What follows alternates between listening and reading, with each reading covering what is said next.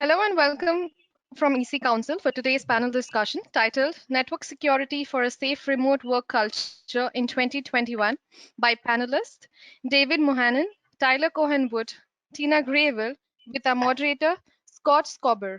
I'm Callis and I will be your host for the day. For our attendees, the session will be in listen-only mode and will last for about an hour, out of which last 10 minutes will be dedicated for Q&A. If you have any questions during the webinar for the organizers or the panelists, please put that in the Q&A window. Also, if you face any audio video challenges, please check your internet or you may log in and log out again. An important announcement for our certificate of attendance. Participants need to attend the complete webinar to qualify for the certificate. Participants should fill in the survey form in the attendees thank you mail and answer the 3 questions based on the webinar, provided by the right answers within the same day. If these 2 criteria are met, only then the participant receives the certificate of attendance within 5 to 7 working days after the event. A bit about our panelist. David Mohanen. David has over 20 years of IT security experience organizing and managing both physical security and information security programs for organizations. He has diverse experience with audit, compliance, risk, and privacy, working with organizations across multiple industries, including finance and payments, high tech, and local governments. He provides strategic and tactical leadership to create holistic and robust cybersecurity programs that engage users and create effective control with minimal business frictions. Tyler Cohen-Wood is an internationally recognized cybersecurity authority with over 20 years of highly technical experience.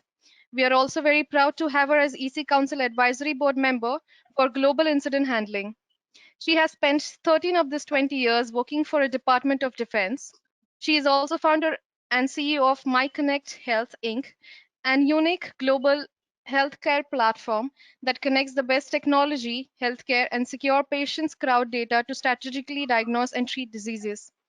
As a keynote speaker, author, national security expert, and overall cyber authority, she is relied on to provide unique insight into cyber threats, cyber warfare, mitigation cyber risk, and national security, and ensuring industries to have a tool and knowledge they need to defend themselves in the digital world.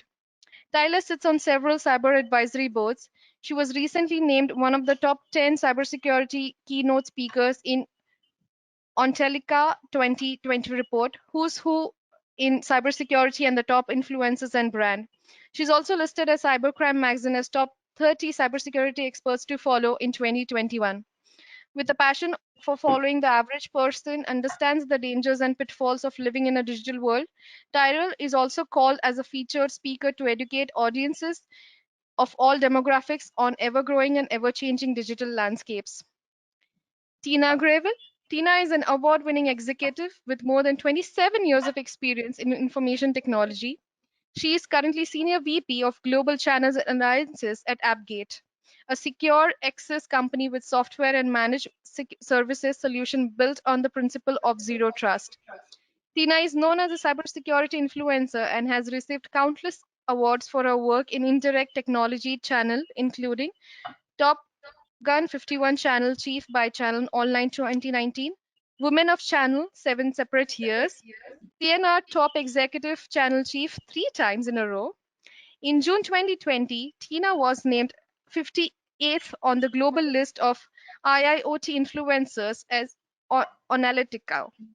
In June 2020, she was ranked upon top 50 women in tech globally by Award magazine. Our moderator, Scott Scobber, is the president and CEO of Berkeley Veritonics Systems. He is a New Jersey-based provider of advanced world-class wireless test and security solutions. He is the author of the 3 best-selling security books, namely Hacked Again, Cybersecurity is Everyone's Business, and Senior Cyber. Scott is a highly sought-after author and expert for live security events, media appearances, and commentary on the topics of ransomware, wireless threats, drone surveillance, and hacking, cybersecurity for consumers, and small businesses. He is often seen on ABC News, Bloomberg TV, Al Jazeera America, CBS This Morning News, CNN, Fox Business, and many more networks. Scott also serves as CSO and Chief Medical Commentator for Cybersecurity Ventures and sits on several cybersecurity advisory boards for various companies. Now, without any further delay, over to you, Scott. Okay, thank you so much for that wonderful introduction, and so honored to be with these three great cyber influencers here, where we're going to get a lot of great insight. Maybe just to set the stage and thinking back about this, we're talking about network security for safe remote work culture. When we think about the pandemic in 2020 into 2021, it disrupted all of our lives in so many different ways and had a really big impact on companies globally. And there was a huge shift, a pivot in the workforce, going to the office as we normally do. Our travel plans have changed drastically, and so many workers had to pivot and shift to remote working. And that really sets the stage, because what happens when you do that naturally, it opens up companies to many vulnerabilities that they didn't think about, and they didn't necessarily plan this pandemic. Nobody could have planned for, because it almost happened overnight. So I wanted to dive in a little bit and certainly hear from these experts and get some of their thoughts, in hopes that we could really apply some of these best practices within our own companies, within our own personal lives, so we could really improve our cybersecurity posture and stay safe. So let's dive right into the discussion, and we're going to try to, each question, we're going to try to hear from each of these panelists. That way we get a nice rounded understanding. And again, EC Council did an awesome job organizing this, and we're going to actually get to answer your questions for the viewers that are listening in. So certainly feel free toward the end to send those questions over, and we'll do our best to answer everybody's question. But maybe to start us off, this question: what are some cybersecurity best practices that can be implemented to keep remote workers safe? And what do you guys think on that? And then maybe we'll start off, and I'm just kind of using my screen here. Tyler, do you want to kind of start us off? There's some cyber best practices to keep remote workers safe that come to mind. Sure. There are things that the business can do on the company end, but there's also things that the remote workers have to do to really help secure their workspace. I would definitely advise using a VPN that has multi-factor authentication. Also, it's really important to separate your work devices from your IoT devices, or your kids' computer they're using for school, or your Alexa, all of the various things. You can actually utilize something called a guest network and very easily separate your work devices from the rest of the network. Also, use multi-factor authentication on everything. It just enhances the security layered approach. And what I mean by that is, if you layer security on top of itself, the hacker has to get through all of those different layers. And one thing that's really important too is I think it's really important for companies to give their employees a personal and a business cell phone, because you really don't want to have those two things integrated. And I know I'm taking up a lot of time, so I will let one of the other panelists continue with that. But those are just a couple of quick best practices that you can do right now. Yeah, those are great, Tyler. Let's even just to break it down, even for the audience, since we have such varying degrees of understanding. What is a VPN, virtual private network? Does someone want to just explain that a little bit more? It can be in a higher level, but just so our audience gets the sense of it. Sure, I'll take that one. Yeah, go ahead, David, please. So the VPN, there are a couple of technologies that are primarily used for that. And essentially what it does, it creates an encrypted tunnel generally between the workstation you're on, your work PC, and the gateway going into your business, right? So that's most often the way you see it. You hear the term VPN Concentrator, and that can be a firewall, it could be a router, it could be a dedicated device. But it allows the communications between that endpoint and your employer to be encrypted, such that your internet provider or anyone else who could be listening on the line doesn't have the opportunity to see into those packets and identify, what type of work you're doing, what type of information you're sharing, that kind of thing. And that can be done either via IPsec, and those usually have a client where you click on something on your machine and it opens up a panel and starts that off, or it could be via HTTPS and do it via a browser or a TLS connection. Okay, excellent, good. I'm going to make a Vpn, comment jump in about there. the VPNs. Yeah. The VPNs are great for personal use, but when the attack surface increased exponentially when we left the offices, many of these offices, imagine going from 3 locations to manage to 300. The VPNs failed. They failed dramatically. And so I talk a lot about something called zero trust and looking at, as a business, not a personal thing. I use a VPN at home for my personal use for things. It's absolutely fine, but it is not bulletproof. The government last March warned everybody that the VPNs were failing, and that's where, frankly, there was a very low safety threshold for the Colonial Pipeline VPN. So I don't want to be contrary, because these guys are way smarter than me. But what I will say is that for business and for personal, you have to look critically at that VPN. If you have a business, you should be looking a little further beyond the VPN to a more a solution you can segment, a solution that doesn't just simply look at the IP address, but it also looks at who you are contextually to make sure you're who you say you are. Yeah, no, that's a great point. And I think it's important too, realizing different things work for different people, because perhaps somebody on a consumer level or a small business, they can only go so far. So if they're doing nothing, that's a good opportunity where a VPN really fits in well. So I appreciate that there is different levels there.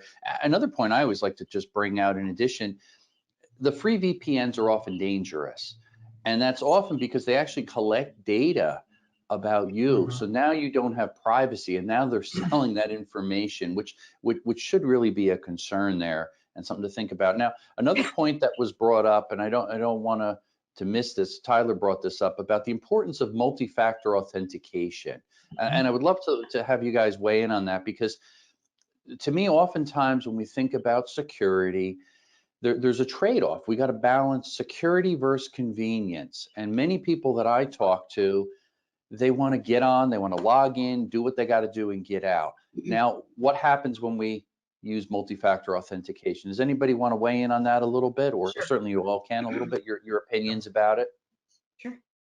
Sure. Go ahead. You want to start us off, Tyler? Go ahead. Oh, sorry.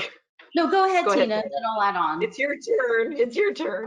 No, I was just going to say, the multi-factor authentication is one extra step.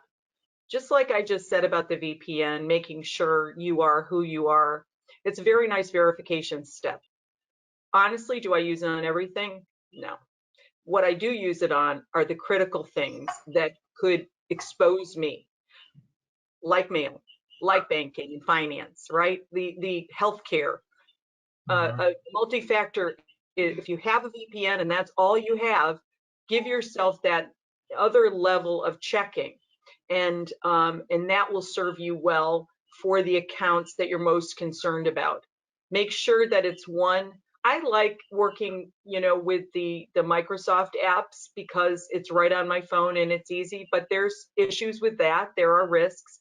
There are all kinds of things. Your bank may have one that you can use. Yeah. So. Yeah, and I think that's a really good point there, realizing when to use security, when it's appropriate. And even David, you could even certainly weigh in on this, because do you do online banking? And some of us may be hesitant, if you're one of those people out there, how safe it is, how secure it is. Well, I think the banking industry as a whole realizes they have to make sure their customers feel secure. So they've gone to extra lengths to constantly upgrade and improve online banking security. And most of us have probably migrated over to our smartphone maybe, or a tablet to do banking. So using multi-factor authentication is very important. I don't know if either Tyler or David, you want to jump in and add anything further there, please. Sure. David, go ahead. I'll jump in. So one of the things that we see, having been in the banking industry, is user friction and MFA, and those two are often at odds with each other, especially the less tech savvy or the older generation that didn't grow up with technology. And user friction is a big concern for most industries, but especially banking. We don't want them to have to fumble with things to try and get into their bank account, be frustrated, and ultimately essentially self-defeat and have to call in, which is what they're trying to avoid, right? How do we make this really quick? So as you look at MFA, it's absolutely required, in my opinion, for your banking and other critical apps. Tina mentioned email as well, and people don't necessarily think about, oh, it's just email. Yeah, but that is the foothold into most of your other pieces of information, because we use that as a second factor for many other applications. So once someone can get there, they can go out. So multi-factor, absolutely, I think, imperative. And whether you're going to use a separate hard token or your smartphone, I prefer the smartphone because I just don't like to carry the extra token. And we all have one of these bad boys that we carry with us, right? So I think using a well-designed application from your provider to help you do that is paramount in trying to protect yourself. Yeah, well said. And I personally also always recommend, even though we want to obviously work with everybody we can in the ecosystem, usually larger institutions, larger banks, they spend the money in the right areas and keep our information safe. If it's a small bank you never heard of and you're trying to jump on and use their app, it may not be that secure. So really do your homework just to make sure that you are comfortable with that. Wanted to pivot slightly over to the topic of Wi-Fi. Again, when everybody is suddenly working remotely, we're working from our homes now, how are we going to connect in? Well, we may not be dressed up in our suit and tie like we normally go to work, or in a dress or what have you. We're sitting in our pajamas at home probably, but we're working, right? If we're working remotely. But what are we going to do? More than likely, we're going to be on a laptop or a smartphone or whatever, and we're going to be connected to our own home Wi-Fi network. Is there anything that you guys can share with us, some of the dangers and then some of the proactive positive steps or tips that we can, just to make sure that if we are working home in the comfort of our home, that we're still secure over our communications on the Wi-Fi? You want to maybe start us off, Tyler? Sure. There's a few things that are very easy to do. Again, segregating the devices on the network, but also, changing default passwords within the Wi-Fi router, making sure that you're performing all updates. But it's also important to know who's on your network, because you could have neighbors, you could have other people that are in your network, and you want to know about that. And any cable provider, any provider that you're using for your home Wi-Fi will actually have that ability to do, and also to allow you to change all those default passwords. But you also want to be cognizant of Wi-Fi out in the world. And just one of the most simple things that I always recommend people do is go in your phone, and in the Wi-Fi section where it says auto join hotspots and auto join Wi-Fi, you want to make sure that that's not happening, because if you happen to be walking past a coffee shop and you have it set to auto join Wi-Fi, it's going to auto join that network, and you may not know what that network is, and you may not know who's on that network. So I always recommend going through your phone and knowing what services you need and what you don't, just so you know what you're connecting to. That's awesome. That's awesome. Go ahead, please, Dave. Well, one of the things that I think that people don't think about, though, is if for your home Wi-Fi network, one of the biggest dangers is your family, because like I know that and I've set up 2 different networks, same as Tyler talked about earlier, but they'll bring their friends over and tell them the Wi-Fi password. Now you have all their buddies that come, as they come in and out, bring their devices in, and whatever's on those devices, good, bad, or ugly, right? And so as you think about that, using your Wi-Fi, if you can't separate and make a separate network, which most of the mainline routers will do at this point, you definitely want to revisit those connections and flush out your friends or your children's friends or your friends of friends and their two friends and so forth, because that can get kind of ugly with people coming in and out of the house and creating an attack surface there. Yeah, so I'm living on the East Coast this summer. I've talked about that. Someone is living in my home. It's occupied in case anyone sees this. You have to think of everything, physical security too. And as I travel, I'm in these hotels, okay? My dilemma is their Wi-Fi, okay? I'm not comfortable doing certain things on the hotel Wi-Fi because it's usually open. You usually can see others. I have been on Wi-Fi and seen someone else's personal pictures myself, not trying to hack, just messing around, and this happens, right? So when you are in a public place, whether it be a coffee shop, whether it be Panera, which is somewhere I go a lot, I look for, or a hotel, you have to be doubly careful. I personally would not do banking on my machine in a hotel, nor a coffee shop, nor a Panera.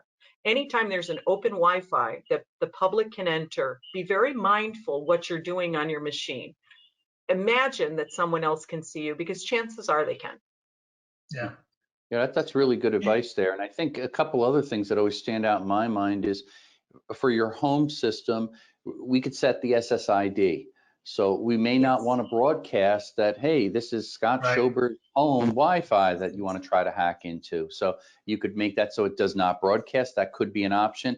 I think David and Tyler touched on the importance of having a guest account set up there so that when those friends come over for your kids, you can give them that password so it's only going through that. You control the security of it. You're never giving out your master password. I think that's really important that people consider. Also setting the obvious, and a lot of times people just don't do the obvious. I've checked on a lot of people setting up their Wi-Fi. Having encryption, WPA2 or some of the newer stuff, WPA3 encryption, that's enabled properly. And if you're not sure about it, get a friend or a tech buddy that can help you set it up. Just take that a little bit of time. It only take 20, 30 minutes. So it's set up and configured correctly once and you're done with it. And then you'll at least have some level of comfort. And I think that's really important because we're all dependent on Wi-Fi. It really allows us to be effective in the business world. I have a quick story about a business please. after David's done. I'll tell it after David because it's really. But the real quick thing is also, going back to the cell phone, for those who can afford it, the extra roughly $10 a month to use your phone as a hotspot. Now you don't have to use anybody else's stuff for your critical data. Yeah, that's brilliant. I do that myself. Once I leave my own Wi-Fi network of my company or my homes, I'm in an airport or something else, I am my own hotspot and I control the password. I'm not broadcasting that to everyone, so I can sync my phone, my laptop, and burn through my expensive data. Tina? That's you should use. I gave you a problem without a solution. That's a perfect solution. One of the things that I just wanted to share is that as we talk about these solutions, remember that in businesses they've been doing this and they didn't always use them.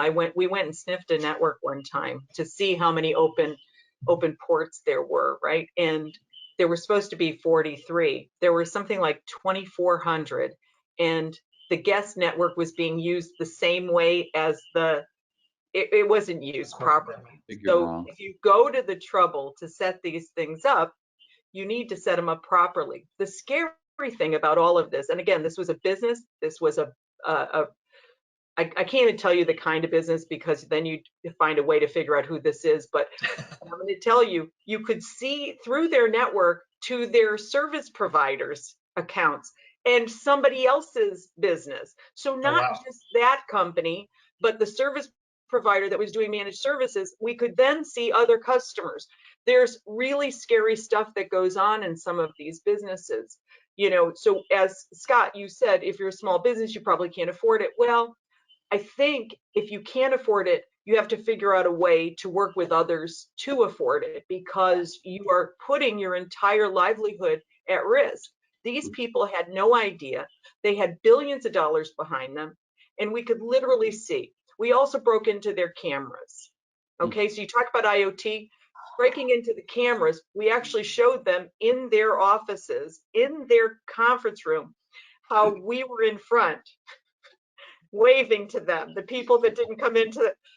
And they were like, how did that happen, right? It happens. It happens very easily. So Yeah, excellent. And it's really scary if something like that happens in your home, because if you have children, you have to be so cognizant of making sure that you understand what you can do to protect your family just as much as protecting your Oh yeah. work. Oh yeah, absolutely. I've got to mention, since you mentioned that, I'll take 1 minute literally and tell a quick story. But one of my coworkers in a previous role woke up one night, didn't know why, and okay, I must have just had a bad dream. Walked past the Nest camera that she had sitting on her windowsill, and she noticed in the corner of her eye that the red light was blinking, and came back and started looking at it, looking for information, and found out that the camera had actually been hacked in the middle of the night, and the noise that woke her up was the beep from the, I think it was from administrator or something like that coming on. So it was actually someone watching them while they were sleeping on the Nest camera. So you've got to protect all those cameras as well in your personal environment as well. Yeah, yeah, and I thought that's a great really thought there. We kind of all three of you touched on IoT, and just thinking about that, everything is migrating over to being plugged into the internet. Everything that we can imagine, be it from smart homes and smart cars, things that don't even make sense, but there's that desire to plug into the internet because that's what these big tech companies are pushing for. So we as consumers and business owners do need to be cautious there and ask ourselves that question: do I need to connect into the internet? And then maybe the second question, how secure is this, before we dive right in there? So some great insight from you guys. I want to jump to one point so I don't miss it, because I think it's important there. Help us understand, and maybe somebody wants to even start off by defining this for us here. How again, we've shifted, organizations have shifted to this remote workforce. They could stay cyber safe by implementing defense in depth practices. Can you guys break that down a little bit to get away from the acronyms a little bit? So again, we have some practical advice that our audience can walk away with. Did maybe Tyler, do you want to start us off there? Sure. Okay. So some of the best, I'm sorry, can you repeat the question? Yeah, sure, absolutely. No, I was talking about the pivot that we have going to this remote workforce, and by implementing and staying cyber safe, we implement what's called defense in depth practices. Kind of, if you can just help us understand that a little bit more, maybe in layman's terms, so we can get the sense of it from our audience. Well, defense in depth is really kind of taking that layered approach, but I'll touch upon something that Tina brought up earlier, and that's the zero trust model. And implementing the zero trust model, I will put it in the most layman terms possible. Zero trust is different from how we've worked with things in the past. In the past, what was inside of our network was considered trusted, and other people outsiders could be trusted, but this model is completely different, where no one is trusted unless you prove that you should be trusted.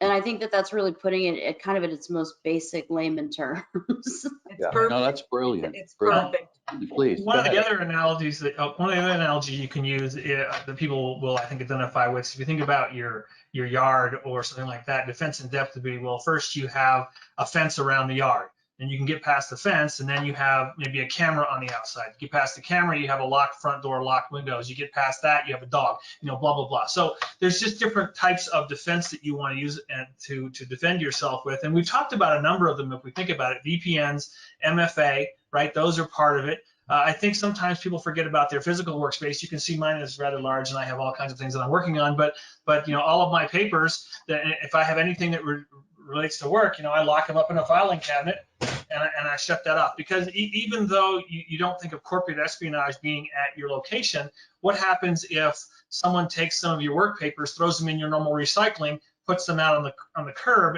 And we've had this issue come up, in the general populace, that people aren't thinking about that. And so now every waste bin becomes something that someone could phish information out of. And then one of the things that hasn't come up yet that I think is very important is many people were forced to work on their personal machines for work, right? We couldn't get a hold of laptops or Chromebooks or whatever the case is. And so you should absolutely be thinking about having defenses on your personal machine. Some people still don't have antivirus, and we've seen an uptick in ransomware over the last couple of years. It's always been bad for many years, but it's gotten worse for sure during COVID. So we need to look at the protections that we're using, having a good password on that machine, having anti-malware, and having other protections in our browsers built in, and those sorts of things. And these are all part of defense in depth, because every little thing helps to protect you from that final goal of someone stealing your data. Yeah. The cyber hygiene you just talked about putting the documents in a filing cabinet. That sums up, I think, the social engineering and the cyber hygiene that you need to have within your businesses around the people, right? We can do everything we want to protect the network, but if someone lets them in, we look at, I love what you said, David, because, I was leaving a Walgreens yesterday and I saw on the trash bin, do not throw away your prescription information in this waste bin. Now, this may be at every Walgreens and I've just never seen it before, but I've never been to this Walgreens and I happened to see it and I was like, that's a perfect analogy for what I see as mistakes within a company that happen, because you haven't gotten that social engineering together.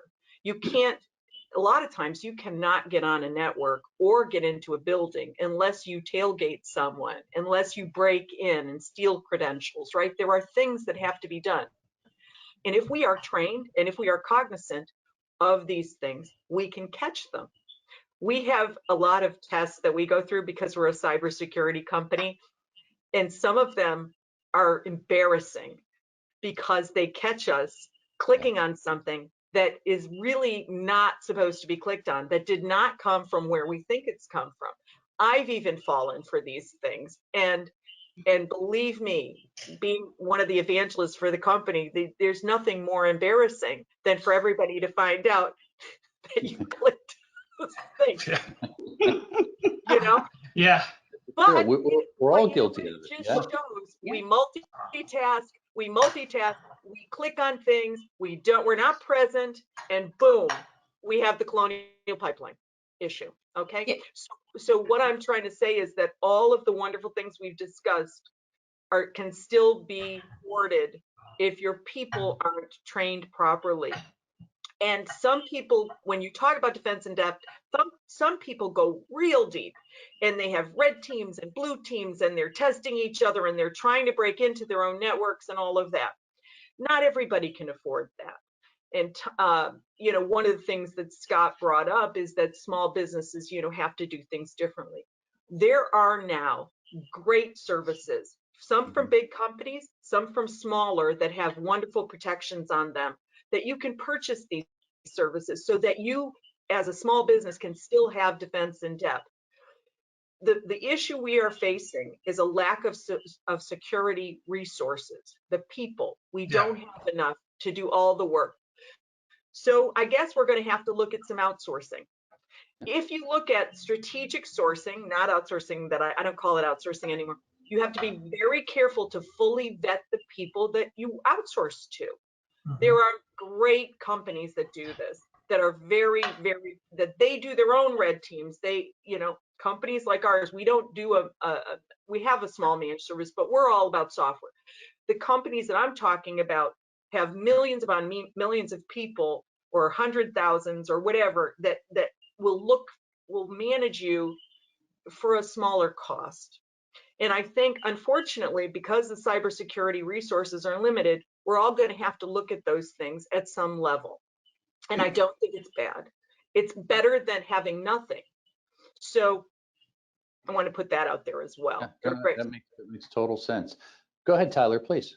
No, those are such great points, but I mean, they're great. The whole using a managed service provider, that's something that I would recommend, especially for small businesses.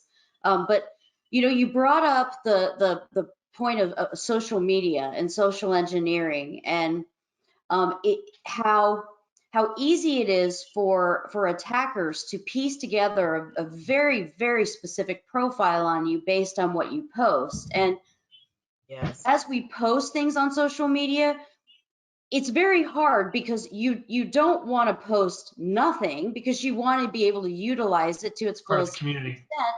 But Yeah. on the other hand, you really want to be careful about what you're posting. You know, I recently I started seeing that a lot of people were posting their vaccination records on Facebook, but they weren't covering their birthday or their full name. And these are the things where you want to think, well, maybe I want to tell people that I've had this done, but you know, put your finger or a piece of tape over the birthday.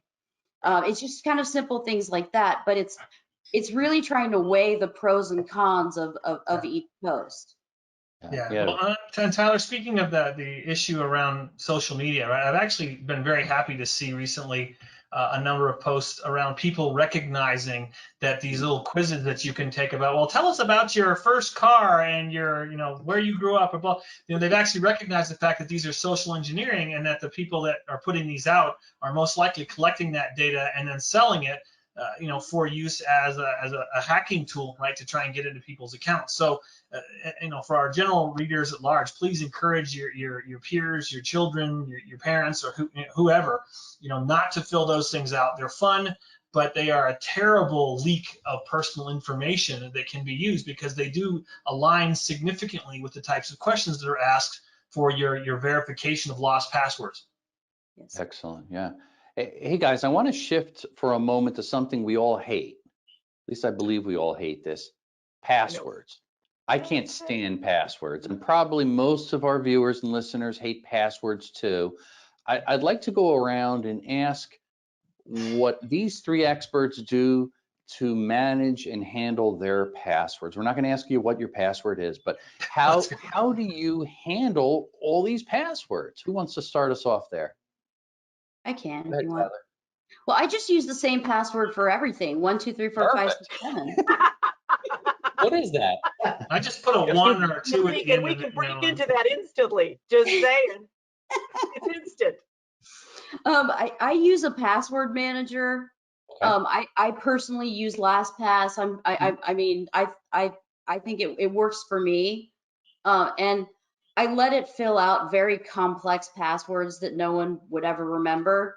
But another good trick with using passwords, if you want to remember them, is come up with some weird phrase and use like the first letter of each one of those words. Like, I don't know, maybe your phrase is, I really like chickens. And you would kind of take that phrase, you'd always remember it, but you could use the first letter of the first word, second letter of the next word. So doing tricks like that can kind of help, but really the password manager is very easy.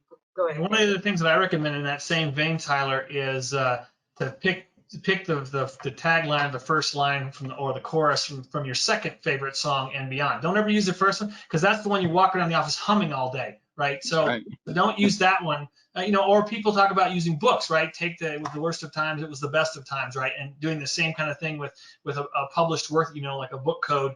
And there's plenty of mnemonics that you can use to create your own complex passwords.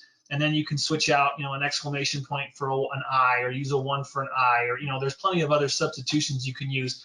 But that way you have something that you know and you can reference, you know, and use that for various types of passwords that you create. And I think we've talked about with passwords as well, Scott. You know, don't reuse them. You know, Tyler likes to use the same password, and that's her choice. That's fine.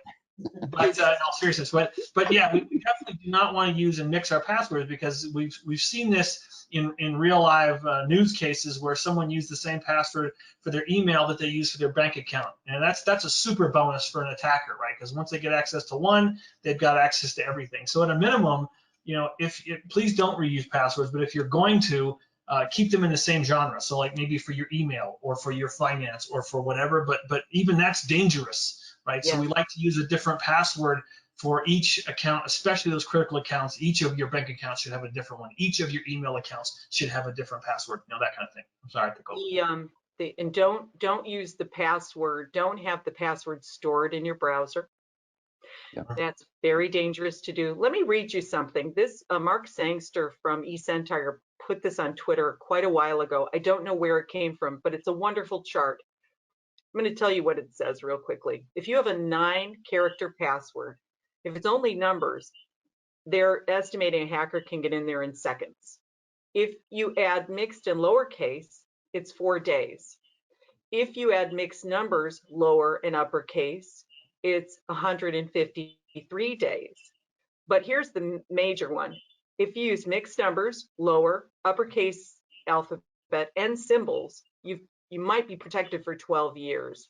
So I think it's a matter of, I like what Tyler said about having the system generate these very wacky passwords and not have to remember them. I like that a lot because it's hard. But if you're going to do a phrase, make sure it's long enough and make sure it's got some numbers in there. Maybe use a number instead of an E, or an @ sign instead of an A, or something, so you can utilize symbols as well as numbers and lowercase and uppercase. And most of the time now, the password, the companies are going to prompt you to, if you haven't done it. It's very frustrating.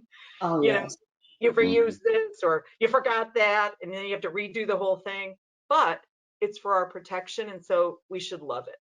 Right? Yeah. We should love this. We should love, if we're going to hate them, we got to love to hate the passwords because it's all we have right now. Yeah, or find a way to make them stronger. Well, what I also encourage people to do is, and there's a lot of these free ones online. And when I say this, I should preface it by, don't put your actual password in this, but put it in a sample password and ask yourself, how long would it take to hack this password? Kind of to Tina's point, to get a sense of what constitutes a long and strong password. And you'll quickly train yourself that making it more obscure and longer it is, the longer it is to hack and the harder it is to remember. And hence the reason why you should use a password manager or some means that you can employ to keep your passwords really, really safe.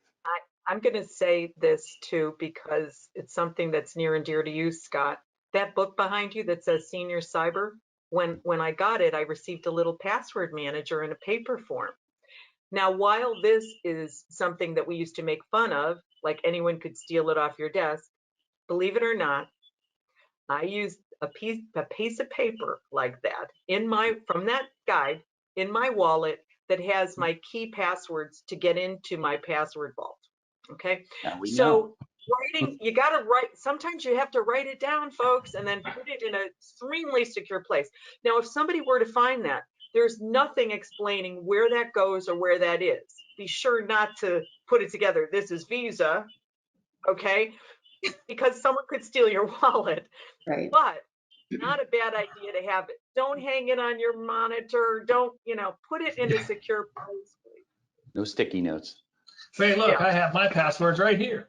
Yeah, I was going to pull up my Post-it pad. But And that's a good point. And I've even seen this. I always laugh when I reflect back. I was doing a radio interview on cybersecurity, and they had their passwords listed right there, the producer right next to me, and I'm looking over it as I'm talking about the importance of not putting sticky note passwords, and I glanced over and she went like this and put her head down. Now, the same thing happens with people everywhere in businesses, and you don't know if the cleaning staff comes through, if somebody has a camera and quickly snaps it. They're probably not going to steal your little sticky notes of passwords, but they may walk by with their mobile phone. We all have a camera on us, snap, and guess what? You have access to it. So just being mindful. And to Tina's point, what I do, and I do write down some of my passwords for very secure sites, but what do? Really, what you all discussed before, layers in security. I write it down in a book, locked in a safe, in a locked office, in a locked building with alarms and cameras. Layers of security is going to deter people from getting into our key passwords that we have to access our password managers or our critical passwords. So just things that we want to really keep in mind so we could properly manage them. One other thing, please, go ahead, Tina. Don't put your Bitcoin password vault on a piece of paper that can be thrown away by the cleaning staff, because you could lose millions of dollars. Yeah, yes, that's never happened. Yeah.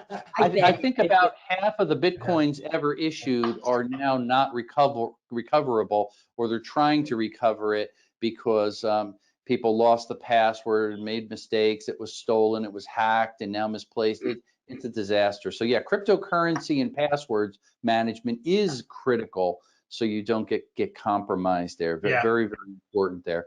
I Hey, wanted hey, Scott. to talk real quick about phishing too before we run out of time, because that is such a hot topic tied with ransomware. And you guys kind of touched on it before. What are some things that we can do as users within our companies, as consumers, so we don't fall victim to phishing attacks? What do you guys do? Let's ask the experts here. So I'll start on that. Please go ahead. So from that perspective, right, it's the same thing we've been telling everybody. I'll expand this. Don't click on the links. But in all seriousness, right? Yeah, there are the phishing attacks tend to be in two categories. There's either the very sophisticated ones where they're spear phishing, right? They know a lot about what they're talking about and possibly a lot about you, and they send you something that looks very, very valid. And then there's the other one that I'm a prince from Nigeria and I've lost a liver and I need to buy a kidney or whatever, and they're pretty far-fetched. Right, so the people that are most susceptible to the latter of them are the folks that are either not well educated or they're possibly greedy. Right, you can't count on an honest man kind of thing. Right, oh, if I'm going to get $4 million, I'm going to click on this link. Right, so the first thing is don't be greedy. There's nothing's free. And that kind of thing. For the well-crafted attacks, the biggest thing that you've got to, if you have an antivirus on your system, check attachments before you even open them. If you're not sure about the receiver, or if you're kind of just even questioning, check the email address that it's from. The email address that shows that it's from Bob Smith is not necessarily where it's actually from. Or if it says Comcast, or if it says your bank, or whatever the case is. So you can right-click on some of those and get properties and find out what it is. But the biggest thing I think on those is if you can avoid clicking on the attachments at all, great. Don't click on the links. And then if it says, you have a problem with your account, you should have a link in your browser already to get to your key accounts. Use that link instead.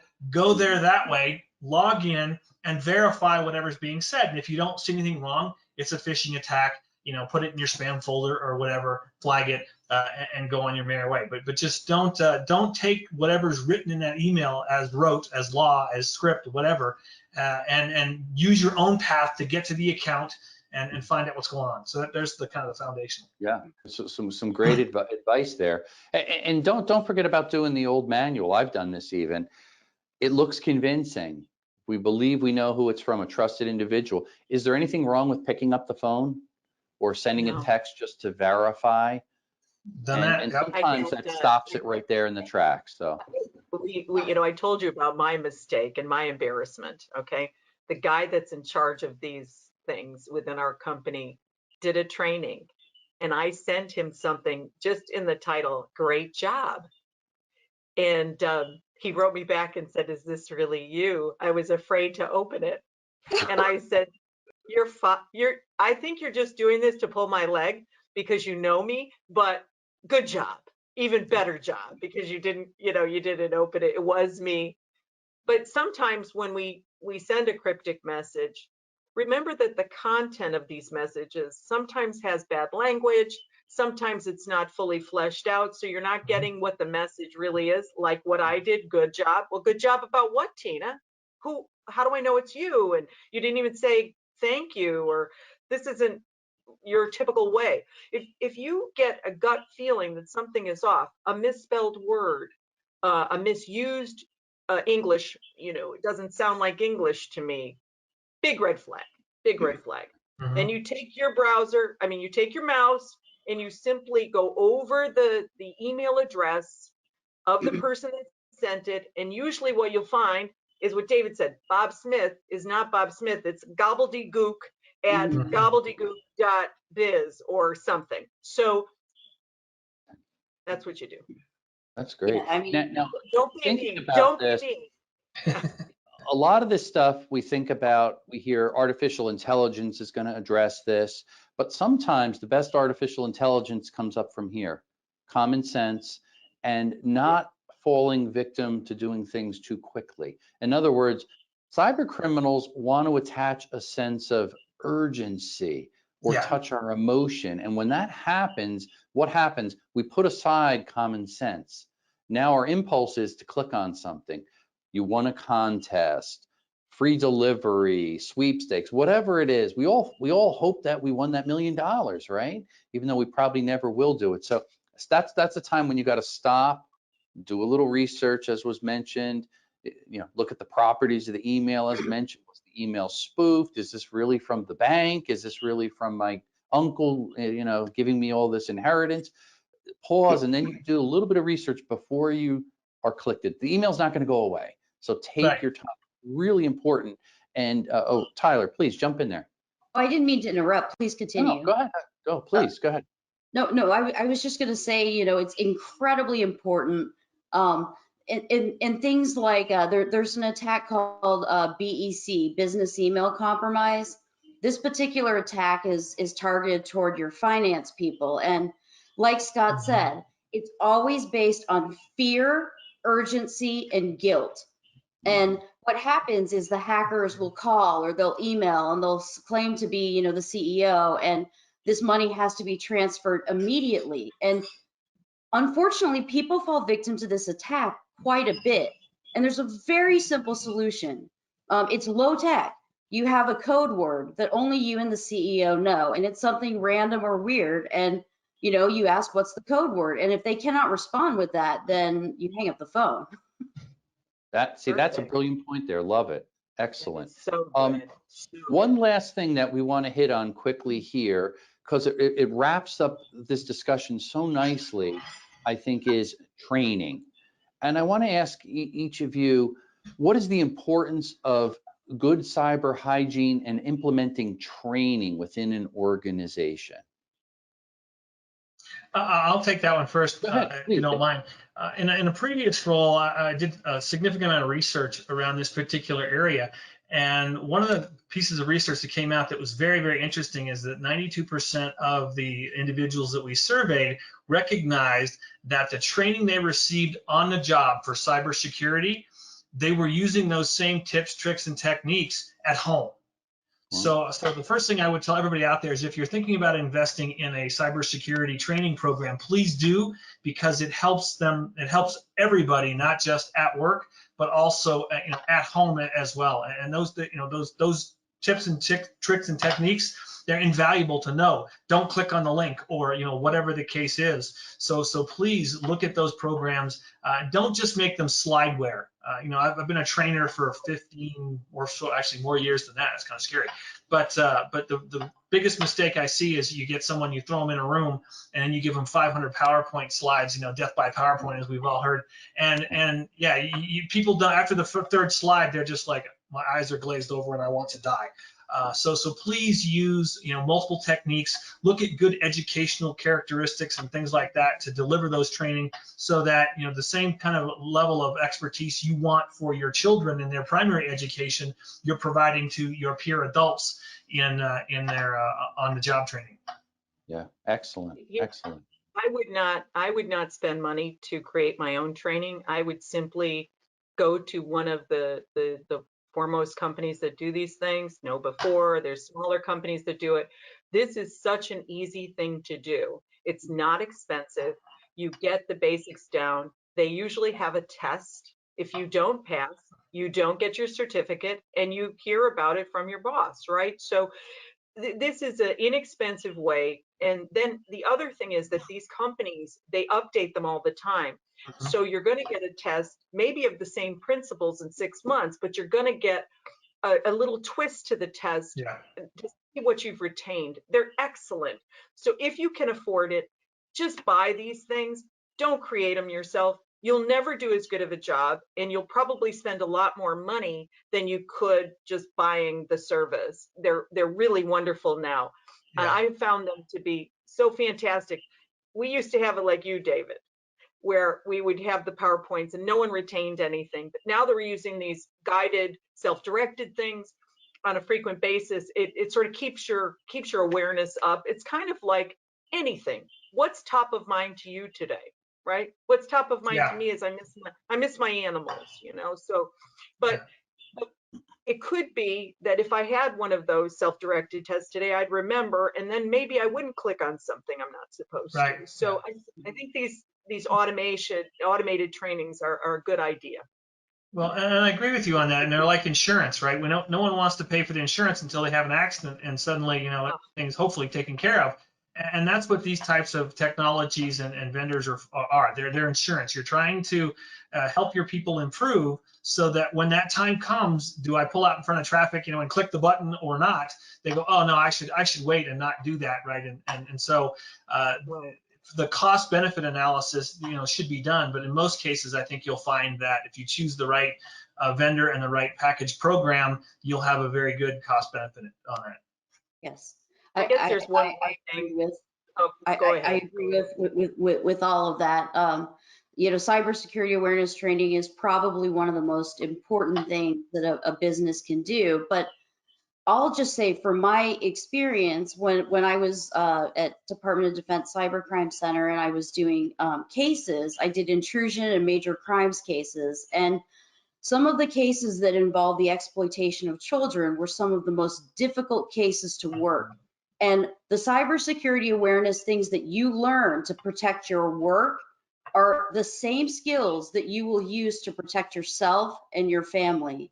And I think that makes it, I think that makes people more willing to go through it and willing to understand the concepts and learn them, because protecting your family and protecting your business are both incredibly important, but people tend to be drawn to what personally affects them. And I think it's important to keep that in mind. Excellent. That's actually beautiful. Now, guys, we're coming up kind of on the hour, and just kind of in summation, I think we covered a lot of ground, and certainly these experts provided us with some awesome tips.